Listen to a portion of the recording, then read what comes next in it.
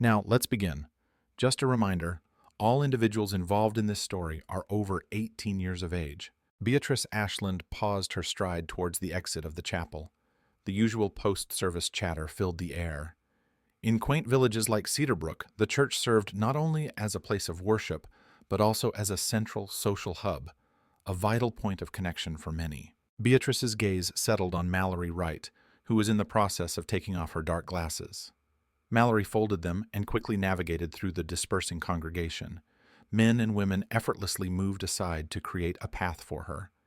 At nearly 5'11" in height, she towered over most of the other women in attendance. Being the chairwoman of the women's club and having a husband who was the managing partner of the town's sole prominent legal practice made her a woman of influence. It was hardly surprising that people readily yielded to her presence. A majority of the eyes in the hall followed her movements. Mallory reached Beatrice and turned to face her, her eyes sparkling and her laughter ringing out. Beatrice had observed this from across the room and pondered whether any of the other club members had noticed the change. Mallory had transformed, and for the better. While the club occasionally welcomed new members, it was a rare occurrence, memorable enough for most members to recall every instance.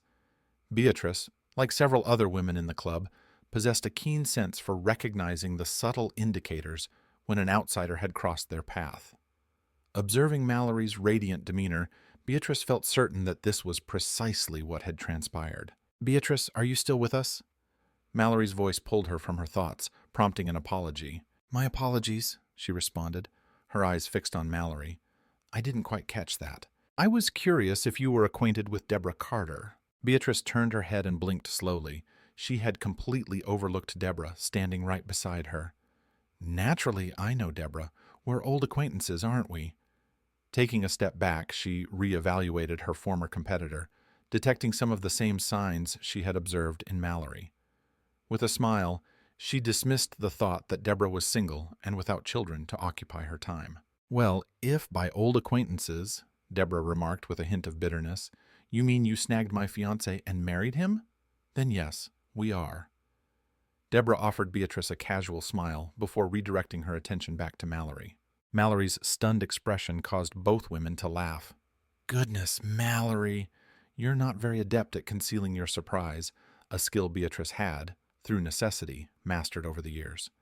"My word, the two of you could almost pass for siblings," Mallory commented, immediately regretting her words as both women shot her disapproving glances. "What I meant was, you both possess such stunning figures. Any woman in Bristol would envy you." "I certainly do." Beatrice offered the flustered woman a warm smile and then dismissively waved her hand.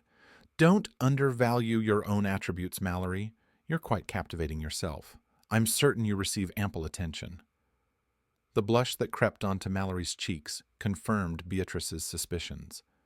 She watched Mallory's eyes scan the room before returning to her. Following Mallory's gaze, she spotted Kevin Wright near the entrance. Mallory's son's attention was riveted on his mother, only glancing at those he was conversing with out of mere politeness. Kevin appeared as joyous as a newlywed himself. Beatrice turned to Deborah, scrutinizing her more intently. A similar glow resided within the woman she had interacted with earlier. It wasn't as pronounced as Mallory's, but it was undeniably present, simmering just beneath the surface. Deborah couldn't suppress a nervous smile when she realized Beatrice was assessing her.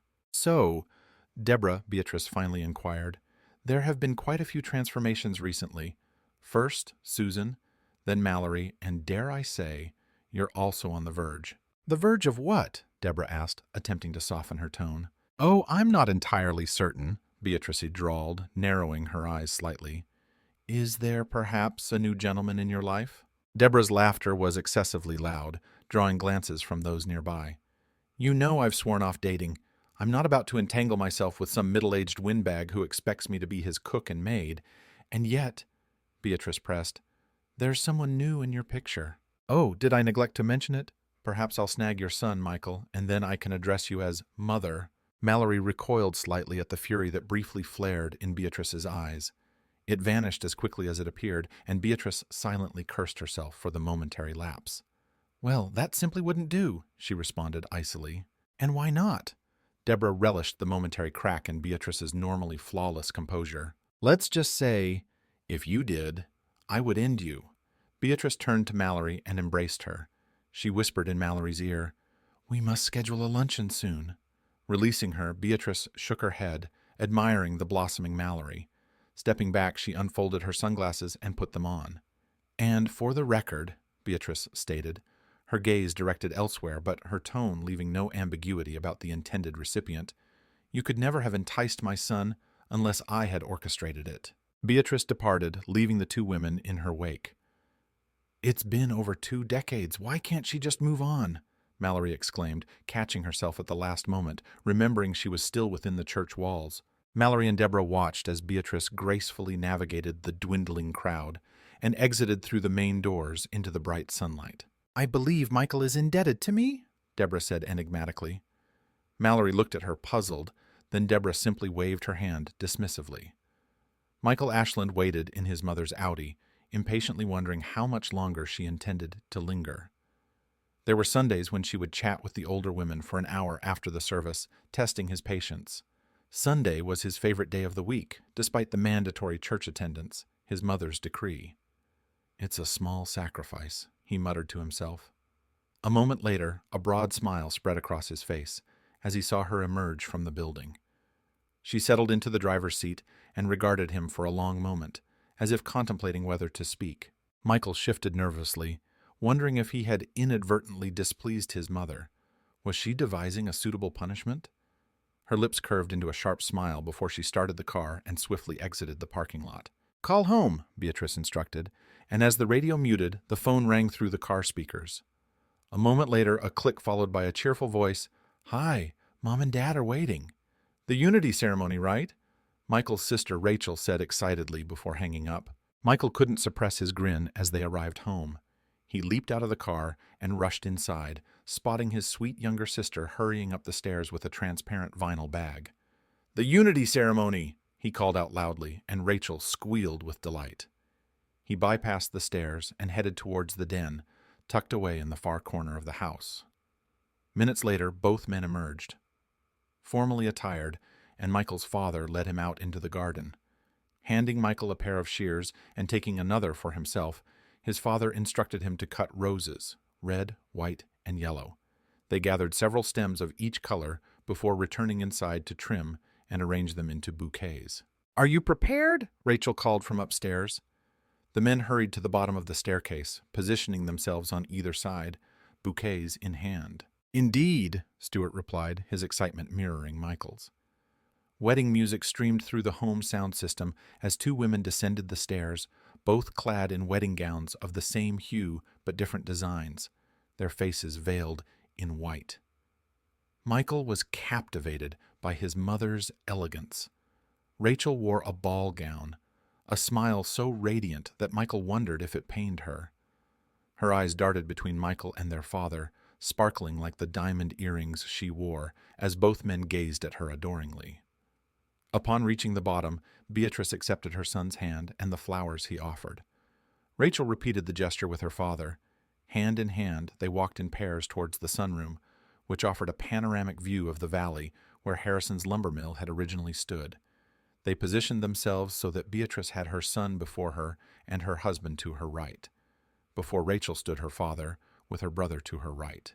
Michael silently lamented not having set up a camera to immortalize this moment, knowing his mother would have never permitted it.